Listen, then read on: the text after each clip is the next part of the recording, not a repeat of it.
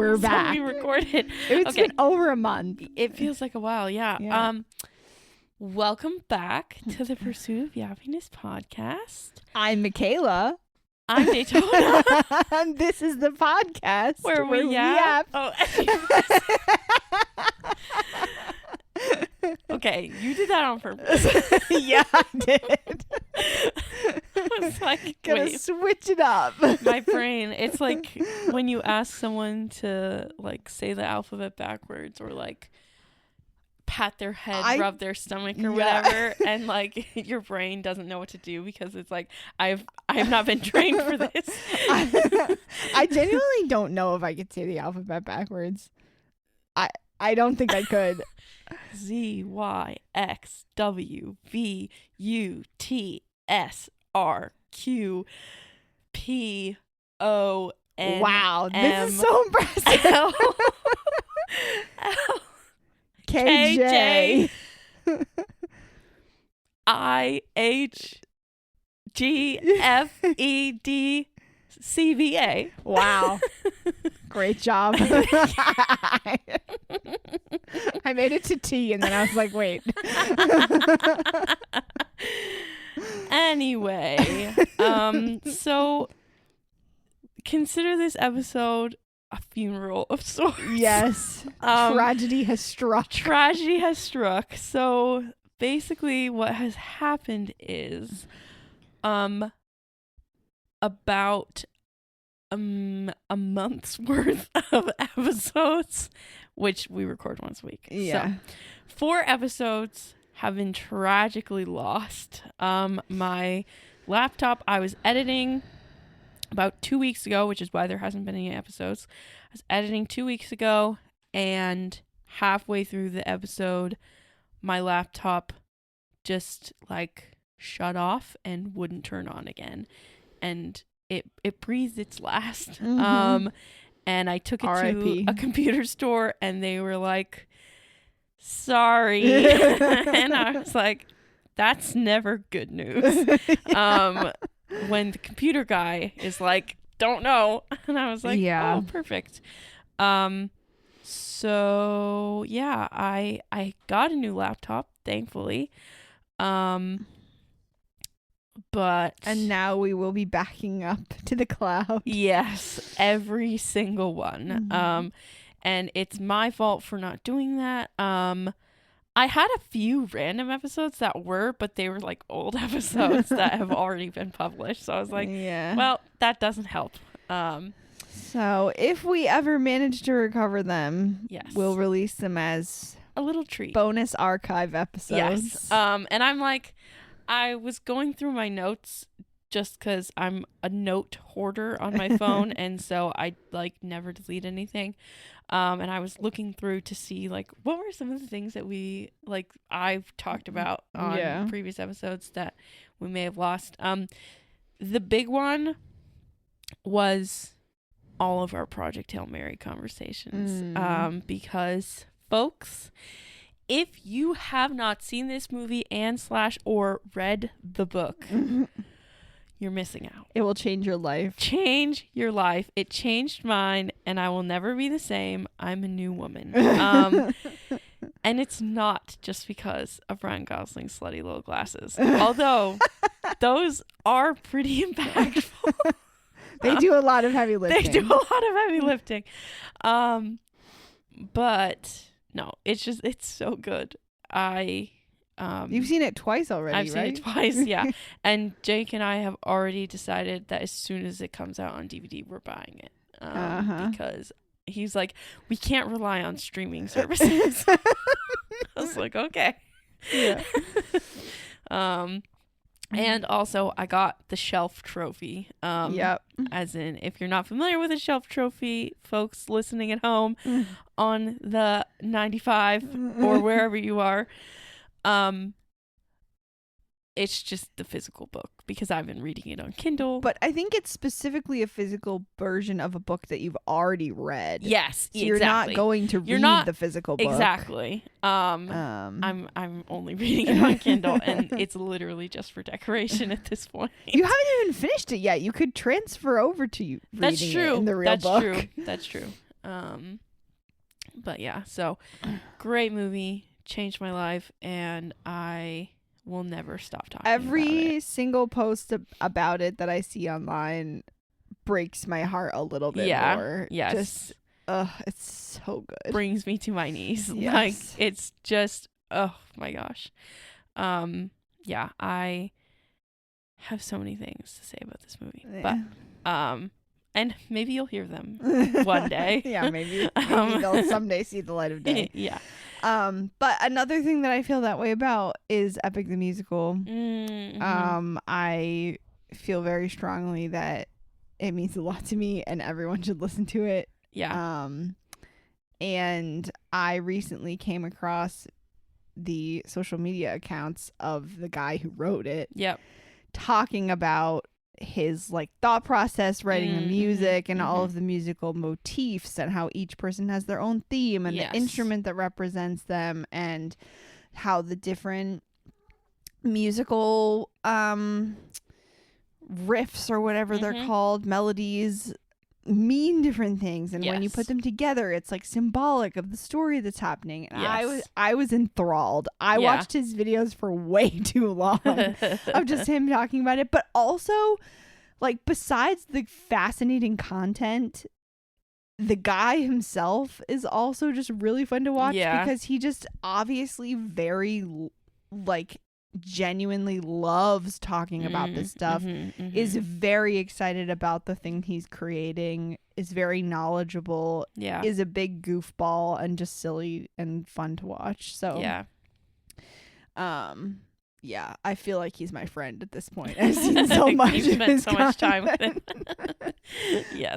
But it's fascinating. I mean, my whole family are musicians. I grew up around music. I grew up playing instruments, but I never was like a musical person. Like I just don't have the... You weren't like passionate about it. Yeah, I wasn't passionate about it. I wasn't super into it, and I never really learned anything about like musical theory or anything like that. So, but I just love watching people who are like that talk about it and play their instruments and whatever. So it was very, very fun to watch him talk about it. And then because I love the musical so much, and he was like picking apart very detailed items of like why he wrote certain things certain ways, it was fascinating. It was like behind the scenes of a movie that you like. Right. Totally. And I recently learned that they recently announced they're making an animated movie of Epic the Musical. Oh. Yeah. That's cool. Yeah, there was a news article about it. See, that could hold up well because they would just use the audio. Like, well, yeah, I don't know if they'll just use the original audio or if they'll re-record it. Yeah. For like, I don't know how they'll do it exactly. I feel like that would play out better than like a stage production. Yeah, or a lot. Well, a stage production could work. It would just have to be very specifically done. Yeah. But a live action wouldn't. Yeah, a live action I don't think would translate very well. But yeah, it's being done by Jerry Bruckheimer. So I don't know who that is. He did a lot of like animated 2D stuff. So I'm excited to see that. It's the same sort of hopeful trepidation that I feel anytime there's an adaptation of something that I really like. Yeah, totally. Because you're like, it could either be really good or really sad. Right. But I guess what else are they gonna do besides? I mean, because it's literally just like it's kind of like Les Mis in the sense like the whole thing is music, right? Or is there gonna be dialogue? Exactly, and I mean, I think for a movie they probably would add in dialogue, like transitional scenes. Because how long is it to listen to from start to finish? It's long, like 3 hours. I think. Okay, then yeah, I mean, and you understand the story like with the music, so. I think they could easily do something. Yeah, I mean, my ideal scenario is they just take the existing soundtrack and animate scenes to go with it. Correct. That's what I'm saying. But I feel like they're probably going to recast and re-record it. Yeah, it's possible. I hope they don't, but I feel like they probably will. Right. We'll see. Yeah. But yes, it should be good. And I also recently learned that the guy is writing a second musical. Oh, right. Yes. It's called Ilium. It's the story of the Iliad. Right. So I'm excited for that too. I don't think there's like a date for it to come out, but some of his videos that I was watching was about that one instead, like little teasers about it and stuff. Very cool. So, yeah, artists making art, man. It makes me emotional. Yeah, I'm happy for people who have like made it their lives. Yeah. And I hope to one day do the same. Yeah. Just people doing things that they like. Some of the videos he wasn't even talking, he was just playing piano. But like just the look of absolute rapture on his face. I was like, can I love something this much, please?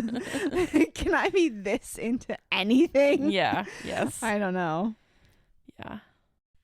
Something we also did recently that I don't think we talked about was Chick-fil-A bingo. Oh gosh. Yeah. That was interesting. It was just so funny. We were going to Chick-fil-A and we pulled in and the sign said Tuesdays at 6 bingo, and it was like 5:30 and we were like, we have to see what this is about. And it was just a guy with like a little portable PA system and but he was in it, like he had a cowboy hat on. Yeah, he was really into it. Chance, I believe his name was, short for Chancellor. Yeah, which is his full name. Yeah, shout out to that guy. Yeah. He was living his best life. He was really having a great time. And the rambunctious group of teenage boys who were sitting next to us were also having a rollicking good time. Yes, they were. So, yeah, it was interesting. And you won. I did. I won a Chick-fil-A themed coin purse. I was like, because I was so close to winning multiple times, but I was like, at the end of the day, I don't really think I want any of the stuff. Like, I don't want Chick-fil-A merch, but that's just me. I just want to be able to say that I won Chick-fil-A bingo. Yeah, right. That's exactly. really yeah, totally. That's it. Yes. So we finished the Pitt. We did. Which was very exciting. This show is so. I have beef with it. I have beef. I think I like the discourse around it more than the actual show itself. Mostly because you're getting because headcanon is so fun in the sense that how do I say this? Okay. So in a show like 911, for example, you see the characters outside of their job. And so there's just they give us fun stuff to view as a viewer and participate in. But the Pitt only provides us with suffering, so we have to make up the fun stuff. And occasional funny moments that then people take and run with. They give us crumbs. And I'm telling you, crumbs. And so it's definitely interesting. But the actor for Dr. Abbott, Sean Hatosi, the girlies are losing their minds over this man, frothing at the mouth, by design. I mean, he's doing it on purpose. And he's very handsome for sure. He's definitely, I would say, the most attractive on the show. Probably, yeah. But I think Robbie's pretty handsome too. In a tortured kind of way. If you're into that. I guess. Kind of like if Shane is your preferred bachelor on Stardew Valley. If you like this, you will also like this. In the I can fix him kind of way. Yeah. Exactly. Yeah. These two bad boys can fit so much depression inside of them.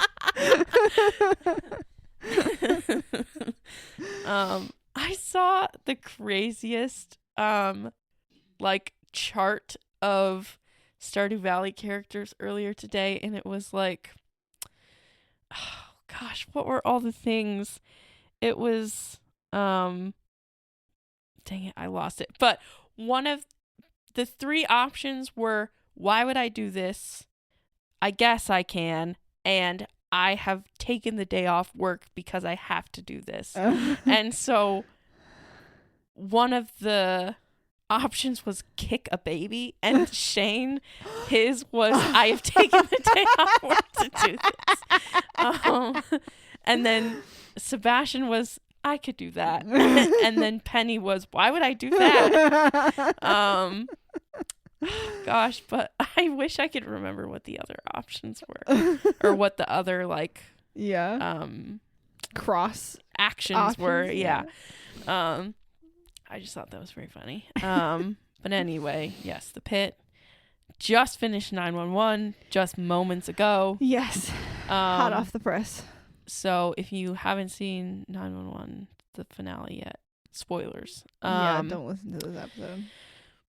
But yeah, I mean, there was a lot that happened in this I think they just tried really to fit too many things in I was there. like, this should have been a 2-parter, in my opinion. Like, it was just too much. It was too much. Or they could have just taken some of it out. Like, Eddie getting stabbed didn't need to happen at all. It had 0 relevancy to anything happening. And it wasn't even, like, adding any tension. No. I mean, it added tension for 10 minutes.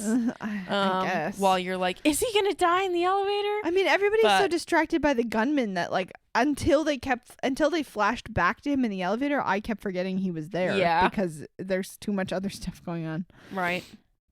And then there's, like, the gunman and the dirty cop and, like, Athena maybe dying and all this stuff. And it's just, like, boom, boom, boom solutions at the end. And then it was like, okay, maybe you should have just picked 1 or 2 of these things. Literally. Yeah, it wasn't the most put together episode. No, and then, like, seemed a little rushed. Buck just being like, yep, I have a kid now. Which I felt like we all knew that was coming. Right. And because the season was ending, they were like, well, we have to wrap this up before we finish the season. Yeah. So we'll just have him sign the papers. Yeah. Rather than, like, drawing out the decision-making process. Right. Which, fine, I guess. But the way they presented it was that he was at a party and everyone else had babies or kids, and he looked around and was the only one who didn't have one. Like, and then in the next scene, he was signing the papers. I was like, that's not how you decide to do that. I know. Especially, like, he hasn't talked it over with anyone. No, like, he didn't mention it to a single person. Not a soul. He didn't have. They had, again, missed opportunities. Like, they had the perfect opportunity for him to have a conversation with Eddie about, like, being a single dad. Yeah, exactly. Nope. Exactly. It's like they spent more time on, like, his parents' divorce, like, earlier in the season than they did, like, him freaking out. Yeah. They don't have their priorities straight. No. Let's just say that. No, not at all. But, you know, and he took his shirt off. Yeah. He didn't just take it off. He ripped it off his body while bleeding to death in the elevator. Yeah. So first of all, do you know how much force it takes to rip a shirt? Definitely a lot. You have to be strong. Yeah. Very strong. But also, like, you're stabbed and losing half your blood, and that's the route you're gonna take? Just he had to use it to brute force ripping it off. Like, use it as a cloth to cover his wound. So take it off. Don't just wrench it in half. Well, I don't know what to tell you. I don't know. Okay. I guess if you're like 96% muscle, maybe it doesn't mean anything to you. He can do it. But also you only had half your blood at that point. So I feel like that reduces your strength. Who knows? But when they showed the blood, like, it was gushing. It was gushing. And he was smearing it, like he walked down the hallway and smeared it all over the hallway, all over the buttons in the elevator. I was thinking to myself, oh, the poor maintenance man. He's going to have to clean all of that. The blood out of the crevices of all the buttons with a Q-tip. Yes. Oh, man. Yeah. And still no, there was nothing Buddy related except for Buck with his signature line, wait, where's Eddie? Yeah. He's always the first one to notice. But they were like barely in the same room for the entire thing. Yeah. So yeah. They didn't, Also, why was it called Hearts and Flowers? Because she massaged the guy's heart and the guy tried to use the flowers to smuggle his gun into the hospital. Again, missed opportunity. Completely. I knew that it wouldn't have anything to do with Buck and Eddie, but I was still like... Yeah, I guess a part of me is still holding out hope, but I really should just give up. I mean, I'm still holding out hope, but I don't know. It really is the slowest burn of the century. Yeah. At some point, it stops being a slow burn and just becomes a dead fire. Yeah. Like a pile of ash. Yeah. Queer baiting. Yeah. So, yeah. And they've kind of like... do you know what villain creep is? I don't think so. What is that? So Marvel had this problem where like you start out with Loki as the villain, and then the villain who comes after him has to be more evil and more powerful than he is. Right. And then the one who comes after that has to be more evil and more powerful than that. Right. And eventually you back yourself into a corner where like there's nowhere for you to go. Yep. And I think they did that with Buddy really early on, where like all of the perfect opportunities for them to like, you know, have a conversation, to discuss their feelings, whatever, they've all happened. Yeah. And so anything that comes after it is like not going to be intense enough to It's like, this is what got you here. Right, yeah, exactly. Right. Like Buck gets struck by lightning. Buck has a fire truck dropped on his leg. Eddie gets shot. Eddie gets in a car crash and Buck gets kidnapped. Like all these things keep happening and it drops flat and nothing comes of it. Right. So then it's like, okay, you're going to run out of extreme circumstances. They literally got hate crimed. Yes. Yeah. You're going to run out of extreme circumstances and you've I'm going to invent a phrase. You've queer bait creeped yourself into a corner. Yeah. Yes. Yep. Queer creeped? That sounds weird. Yeah. Correct. It's really unfortunate. Anyway. Here we are. Yeah, here we are. Speaking of shipping, so are you familiar with the phrase RPF, or not phrase, but like the acronym RPF? Yes. Okay. I think I saw what you're about to talk about. So, for those of you who may not know, RPF or RPFing, whatever, real person fiction is what RPF stands for. Yeah. And it's very popular in the fandom world and shipping culture and whatnot. And basically it's a genre of fan fiction featuring real life people, right? So like instead of shipping characters, you ship the actors that play them. Exactly. Or anyone, right? Like that's just an example, right? So like for example, the biggest one that comes to mind for me is Louis Tomlinson and Harry Styles from One Direction. I was gonna say Hudson Williams and Connor Story. Well, that's probably the biggest one at this moment. Okay. I'm getting to that, but I'm setting the scene here. Okay, don't rush me. I'm sorry.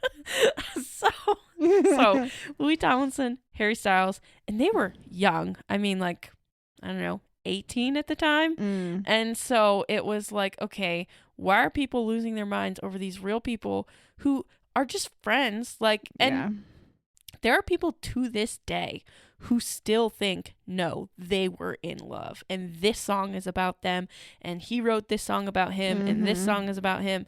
And like, they're so convinced. Like, yeah, I've perused the Larry subreddit before, and it is a dark place. I'm like, you people need to get a hobby. I'm not going to say get a job because I'm not necessarily pro-capitalism. So I'm like, also you can be obsessive and also have a job. Yeah, exactly. So get a hobby. Yeah. Or a therapist, maybe. Or both.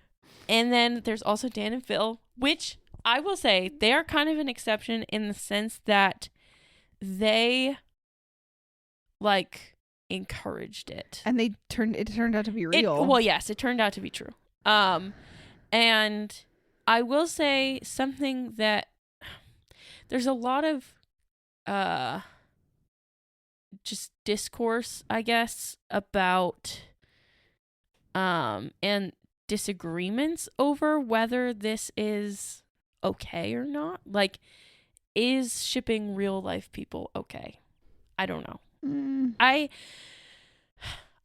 I don't necessarily have a problem with the act of doing it. However, harassing the actors themselves. Yeah, I mean, harassment is not okay in general. And so, like, for example, Hudson Williams, Connor story. Yeah. Recently, Hudson Williams commented on a post that somebody made, or a comment, or I actually never saw the original post. I just saw what his comment was. And he said, y'all gotta stop. y'all gotta stop RPFing. Yeah. And so it's like, okay, he set a boundary, please stop. Like, and so, you know, he and Connor obviously have a very good friendship, and I think it would be such a pity and a shame if they were to stop being as affectionate and genuine, outwardly genuine and comfortable with one another because of the way the fandom has acted. I mean, that was the very first thing I thought when I saw all their interviews after the show went crazy, was that like what they have, the friendship that they have is so special, and the way that they're very authentic with how they interact with each other is so special, and it's only a matter of time before that gets crushed. Yeah, totally. Because fame just ruins everything. Yeah, and people just don't know how to act. Like, the internet has ruined social etiquette. I mean, again, like, I have literally like, I remember, and I don't really comment things very often, but occasionally I will. I don't really much anymore, but this was like years ago at this point. I commented on something and I said something that was anti-Trump. I had random men in my like message requests like telling me to hurt myself, and like, literally I'm like, that's crazy. Like, you want to talk about Trump derangement syndrome, buddy, you have it. Like, because if you are so like dedicated to this awful man that you are going to contact me privately to tell me to jump off a cliff, is horrible. Like, and call me a bitch. Like, really, like, that's crazy. I'd like to see you say that to my face in real life. Yeah, well, that's the thing, is like, there's probably an element of the internet has made things worse, but I think mostly it's just that the internet has made it easier to see how people are, because like, without the internet, in order for you to have an interaction like that, you would have to stumble across a person like that in real life, which the chances of that happening are so much lower. Right. And then they would also have social inhibitions about saying anything to you because there might be actual consequences. Right, totally. Whereas once it's on, I mean, it's the same when you talk about like internet safety for children. Like the odds that they come across a predator is much wider when the predator can be located literally anywhere in the world. Yeah, totally. Rather than them having to cross paths in person. It's the same way with people who just like are horribly rude or harass you or whatever. Yeah, like, totally. Just the odds are higher because and also you're more visible to them. Right. Because they can come across you from anywhere in the world. Yeah. So I think it like the amount of people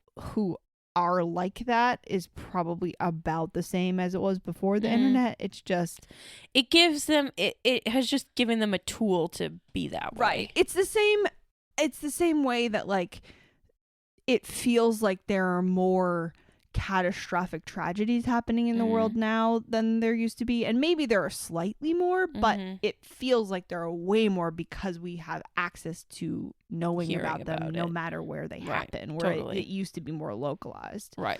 So yeah, it's crazy. But yeah, the way that people think about, treat, interact with, talk about celebrities in general crazy has just always completely baffled me. I know. Like I physically can't wrap my brain around why people care so much. Yeah, like it's crazy. Like I can say, yeah, I like Ryan Gosling's movies. I think he's a good actor. He's attractive.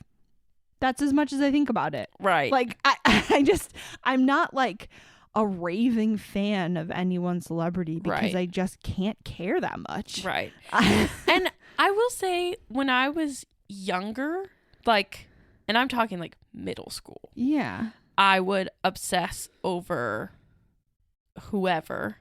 Right. But I was in middle school. Like, what else was I doing? Right. Exactly. Like, I didn't have other things. Like, yeah. And so I was a homeschooled, like, I didn't have much. So it's like, of course I was going to obsess about Harry Styles and stay up until 3 a.m. browsing Tumblr about, like, you know, imagine you and Harry are on a date and blah, blah, blah, blah, blah. Like, of course I was up at night reading that crap. Yeah. Like, because what else was I But you gonna were a do with my time? child. I was a children child. Get obsessed with stuff. Right, like, exactly. But I'm talking about like grown-ass adults. Oh, absolutely. No, and that's what I'm saying. Like, as adults, like, grow up. Like, that's crazy. I think a lot about it with Critical Role too, because like before they got super mega popular, most of their content was centered around their characters and the story and the game that they were playing. But now that they're so popular, they as people are celebrities. Right. And I just am like, I don't care about them. I just want to know about their story and their game and their characters that they're making. Like, that content is what I'm in the fandom for. I don't care about them as humans. Like, they're just people. They're just normal. They're just boring, living a normal life. Like, I don't, other than the fact that, yeah, it would be great to play D&D for a living. Like, yeah, I'm jealous of that. But like, other than that, I don't really understand why people are so obsessed with them. Well, here's the thing. So, and I have some theories and I have some thoughts. So I always have thoughts.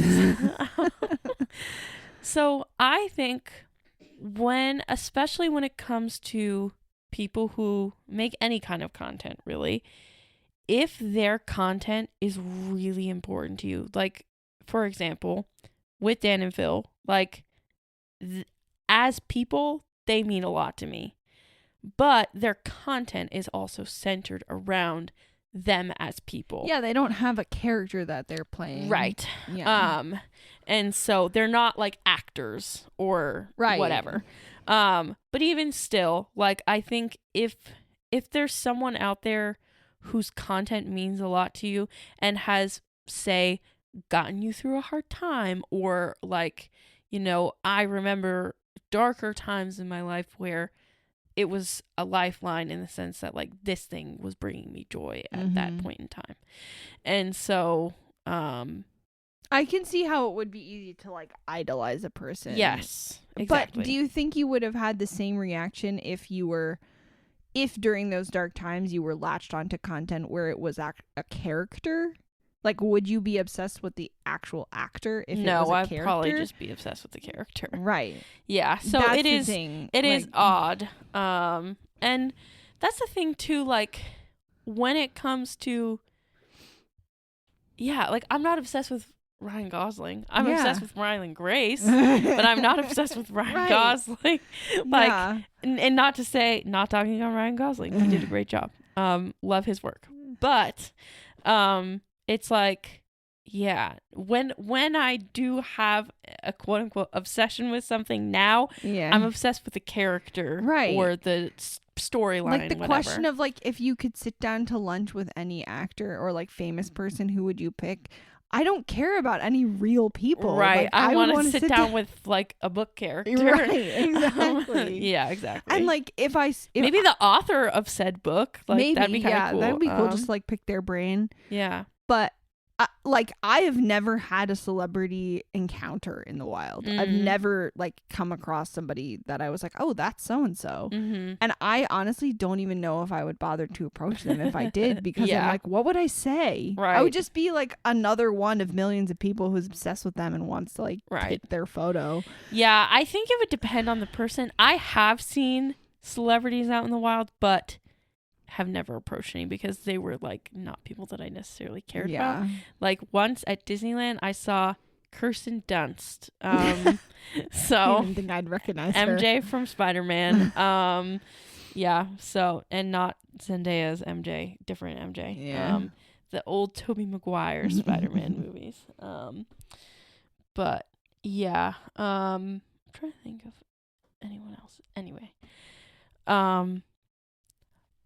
Back to just the concept of RPFing, and just shipping culture in general. For example, like if you ship two characters together, I think approaching the actors who play those characters and harassing them about it, not cool. Also, again, any kind of harassment, or okay. I guess not even like I just feel like, for example, people have approached Noah is it Weil or Wiley? Weil, okay. Noah Weil about all of the all the Robbie Whittaker fan like made content. Yeah.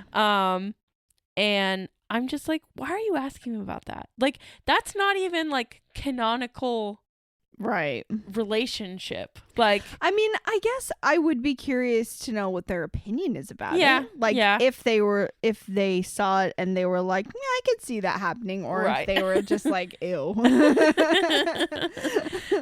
Especially because Noah is one of the writers of the show. Yeah, that's true. So like his opinion would actually maybe have an effect on what happens. That's true. But yeah, I mean, asking someone's opinion about something and harassing them about it are two separate things. Yeah. Or also something I saw recently, the actress for Santos, I can't remember, Issa Briones, something. She's on Broadway right now, and like people have been shouting at her from which I'm like, who goes to Broadway and shouts during the I'm like, this isn't the I almost said a bad word. This isn't the circus. I feel like theater people are one of the last remaining groups of people who still have like strictly enforced etiquette. Yes. In those situations. And Broadway has etiquette. Like you don't do crap like that. Like you can get thrown out. Yeah. Yes. It's as you like, should. It's just like talking at all is like very rude to the actors. It's disrespectful to them and everybody who's trying to enjoy the show. I'm like, that's crazy. Why are we shouting at her? This is not the character she's playing right now. Like, she's an actress. Why are you shouting at her about finishing her charts? Like, that's so stupid and silly. Like, grow up. Grow up. Yeah. But I don't know, man. People, just the way people act disgusts me. Same. I'm like, were you raised in a barn? Were you raised by wolves? At my work, we have such a problem. I work with mostly men, and we have such a problem with people like peeing on the toilets and not cleaning it up. I'm like, you are an adult. So gross. I really want to put a passive aggressive sign in the bathroom that says like, were you raised by wolves? What is wrong with you?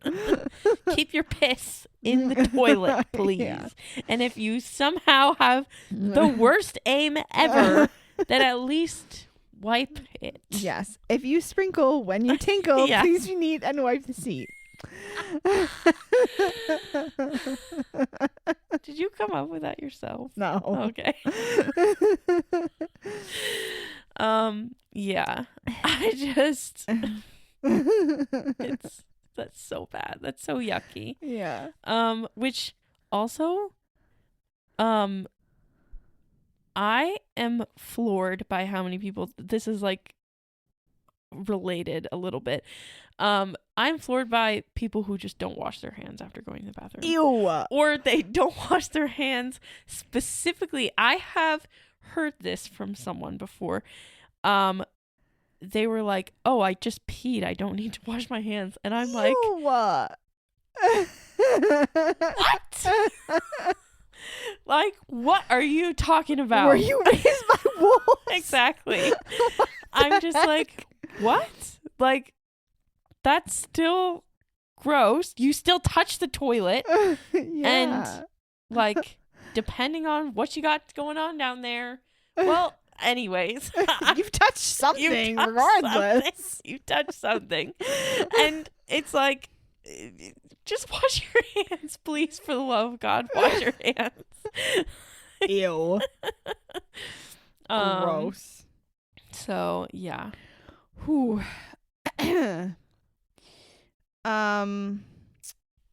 Speaking of wolves. Oh. This is very loosely related, so bear with me here. Okay. I found a news article from CBS from back in April. They were talking about, were you into American Girl dolls at all? Yes. Okay. Not the dolls, the books. Okay. They were talking about the 40th anniversary of American Girl. They mentioned the story of, I'm going to butcher this, Kaya Atanamai. Oh, yeah. The Nez Perce indigenous doll that they released in 2002. Mm-hmm. She just goes by Kaya in the book. Yeah. And they were talking about how they had like designed her and came up with some of her story and stuff. Apparently they had actually consulted with the Nez Perce tribe for a year and a half when they were designing the doll, which that's so for cool. 2002, that's very woke. Good. Yeah. An 8-member advisory board of elders, educators, and cultural leaders guided the work. That's amazing. Yeah, which I thought was very cool. But this article talks about Kaya's one of the only dolls who doesn't have her mouth open or like her teeth showing. Oh, interesting. Her closed mouth expression, quote, reflects a cultural truth in Nimipu culture. Showing teeth when greeting someone can signal aggression or insincerity. Oh. Which I thought was interesting. Interesting. Yeah. That's very cool that they were like culturally sensitive. Yeah, apparently an early draft 2002. of her book had her speaking disrespectfully to her grandmother, and the board called it out and it got changed. Good. And they also were the ones who decided to set her story before colonization so that her culture was like intact. Yep. Stuff. That's so cool. They had input on her, like the mold that they used for her face, like the shape of it. And she debuted at an event in Idaho on the Nez Perce reservation. That's awesome. Yeah, it was pretty cool. That is. She really was the cool. doll that I had when I was a kid. Oh, okay. I wasn't super into dolls, but all of my friends had American Girl dolls, and I really liked her because she specifically had a little wolf dog. I see. Friend. Yeah, I never had any of the dolls. I was obsessed with the books, though. I read every single one. Every like girl, I read their whole series, so I loved it. Yeah. And then when I was in high school, I sold her and all of her accessories to my boss for her daughter because I didn't play with dolls anymore. There you go. But it was just, I remember one time we took the bus to New York to do like the American Girl doll experience, and we all took of our dolls a bus, and like there's like a special they have a restaurant. There's a restaurant, and there's a special like seats where like it alternates real human sized seats with doll seats so that you can sit next to your doll. Like I would have died if I could have gone to something like that. My mother was a saint. She chaperoned a little trip of me and some of my friends. That's awesome. But yeah, I thought that was very cool. Just that they were like so aware and tried to be very really culturally sensitive.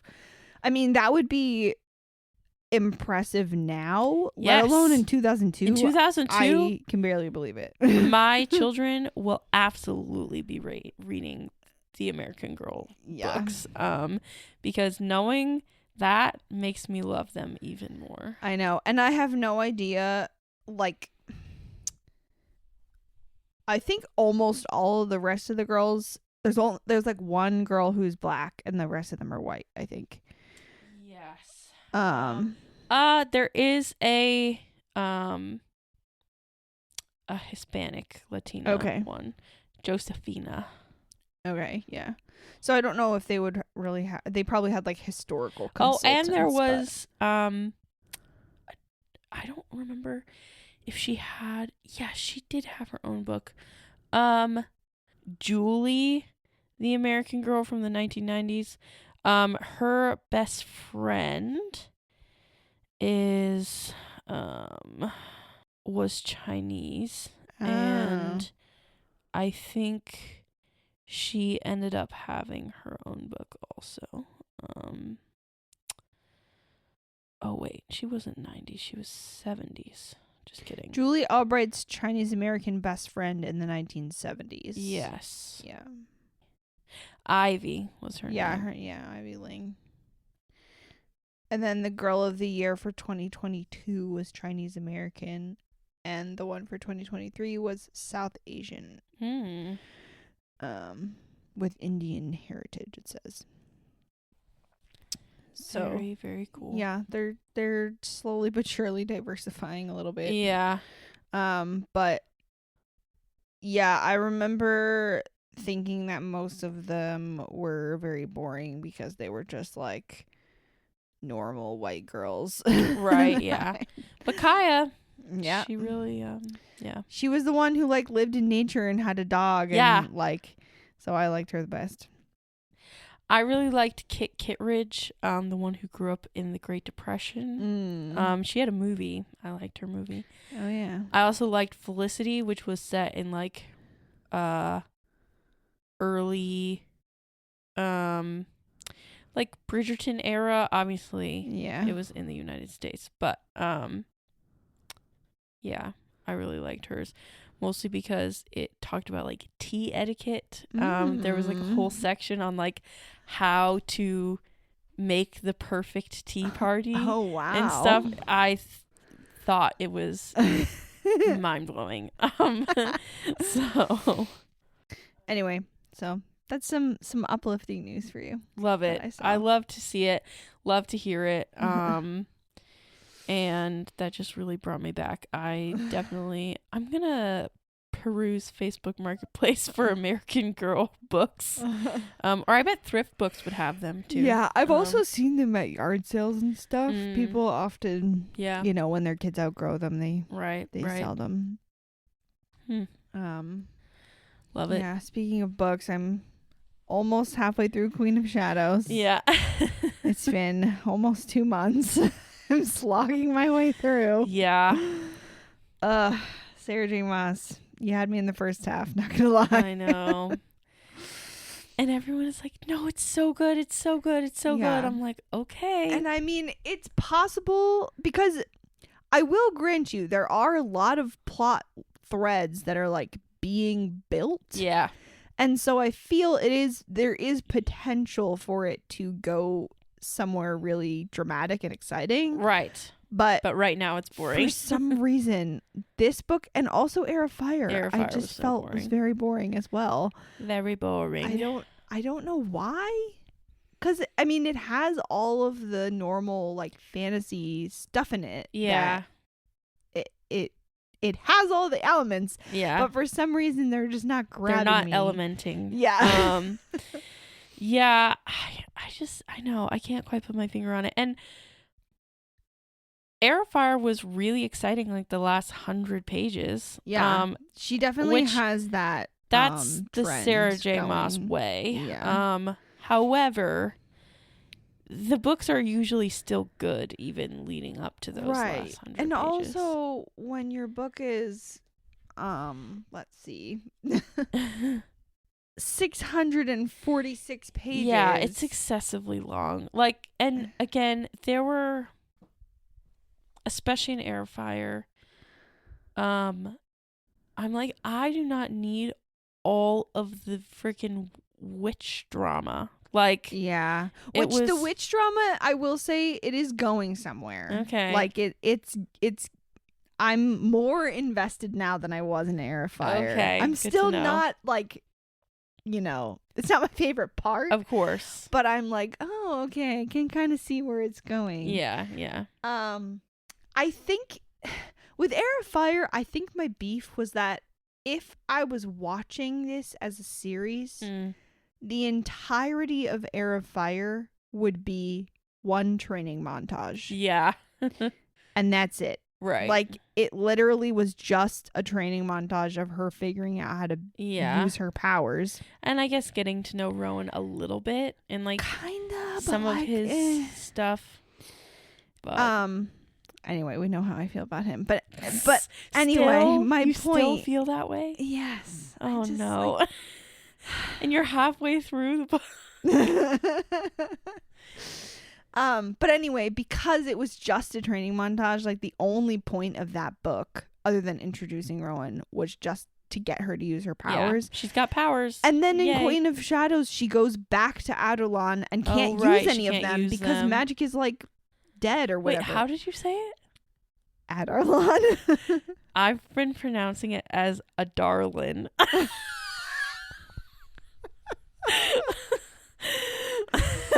It's so funny when you and your friends get together to talk about fantasy books and you realize you've been pronouncing things very differently. Adarlan definitely sounds like American, but I was trying to make it sound more fantasy.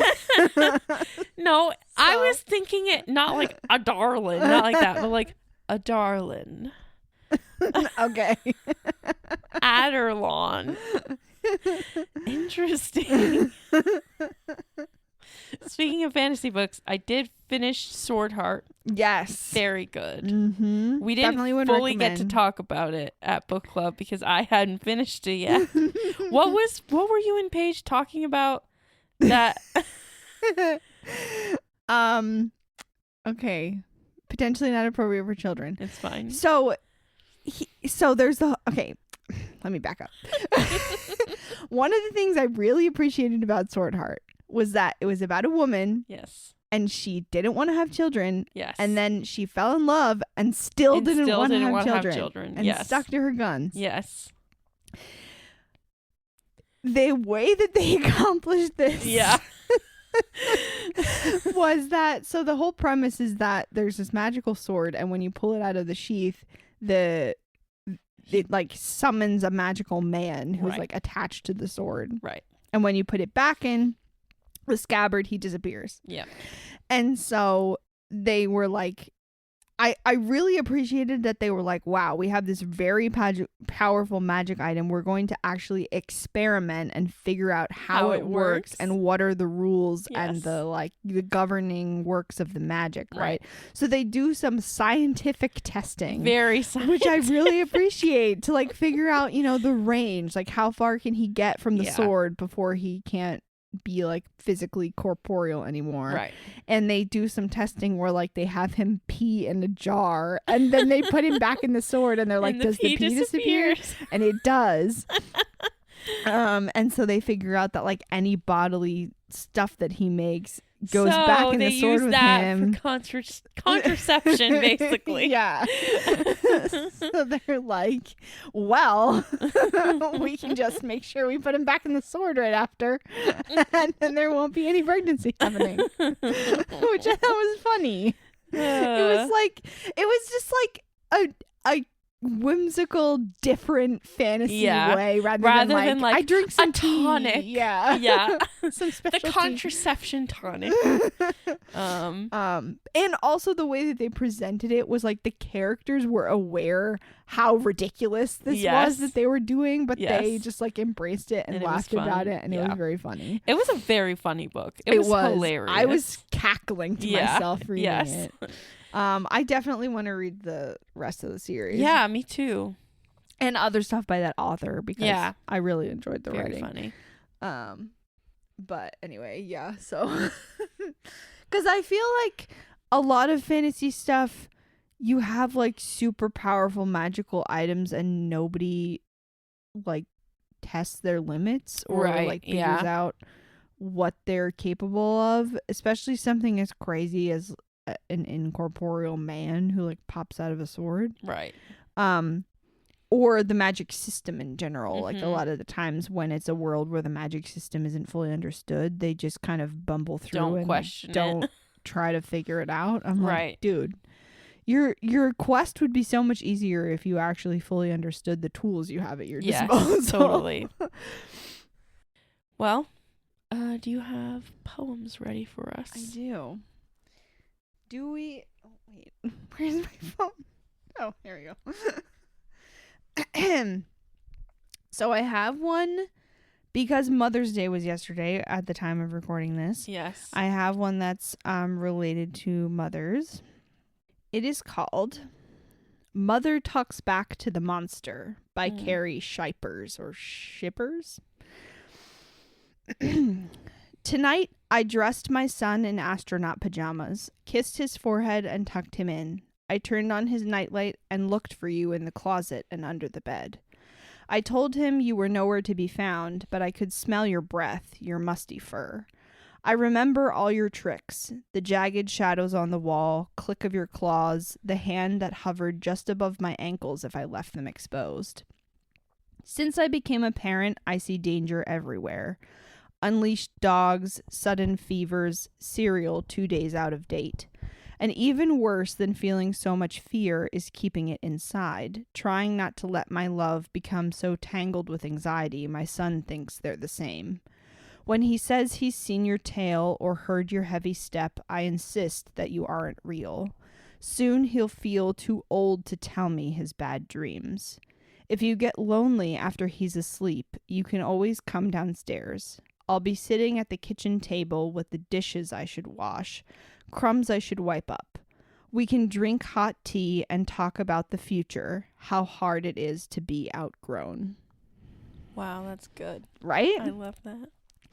The idea of addressing a poem to the monster is very cool to me. I like the part about like not entangling your love with anxiety, so they think the two are like the same, and it's good. Yeah, how hard it is to be outgrown was also interesting. Do we want a joyful poem or a tragic poem? Okay, give me the sad one. You hyped me up for the sad one. Okay, so let's hear the sad one. This poem, we can all cry together. Actually almost made me cry, which doesn't happen very often. Joseph Fasano added again. Of course. It is called Words Whispered to a Child Under Siege. No, we are not going to die. The sounds you hear knocking the windows and chipping the paint from the ceiling, that is a game the world is playing. Our task is to crouch in the dark as long as we can and count the beats of our own hearts. Good, like that. Lay your hand on my heart and I'll lay mine on yours. Which one of us wins is the one who loves the game the most while it lasts. Yes, it is going to last. You can use your ear instead of your hand. Here, on my heart. Why is it beating faster? For you, that's all. I always wanted you to be born, and so did the world. No, those aren't a stranger's bootsteps in the house. Yes, I'm here. We're safe. Remember chess? Remember hide and seek? The song your mother sang? Let's sing that one. She's still with us, yes, but you have to sing without making a sound. She'd like that. No, those aren't bootsteps. Sing. Sing louder. Those aren't bootsteps. Let me show you how I cried when you were born. Those aren't bootsteps. Those aren't sirens. Those aren't flames. Close your eyes, like chess, like hide and seek. When the game is done, you get another life.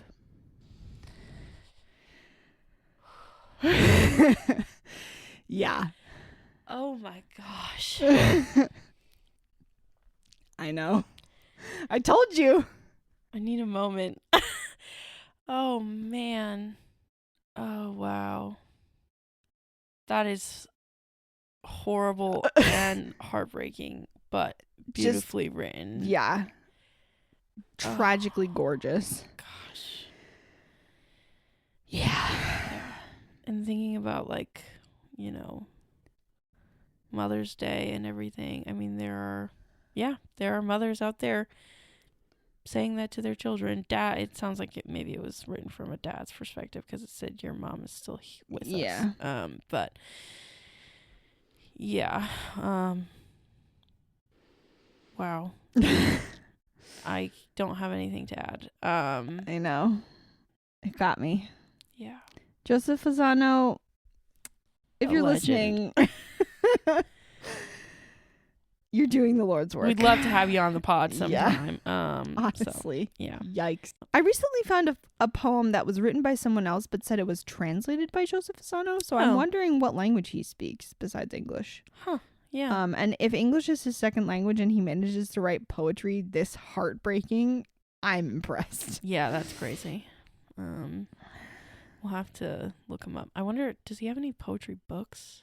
Probably, I would imagine. I would buy one. But anyway, well, on that note, tell your friends you love them. Tell your friends you love them. Remember to vote. Remember to, like, do important stuff, and down with the occupation. F ICE, F the patriarchy, all that good stuff. And yeah, free Palestine. Because everything is horrible. The right list now. is so long at this point. The list is so long. I'm just gonna say, love your neighbor as yourself. Yeah, I think that sums it up. Yeah. So, bye. Bye.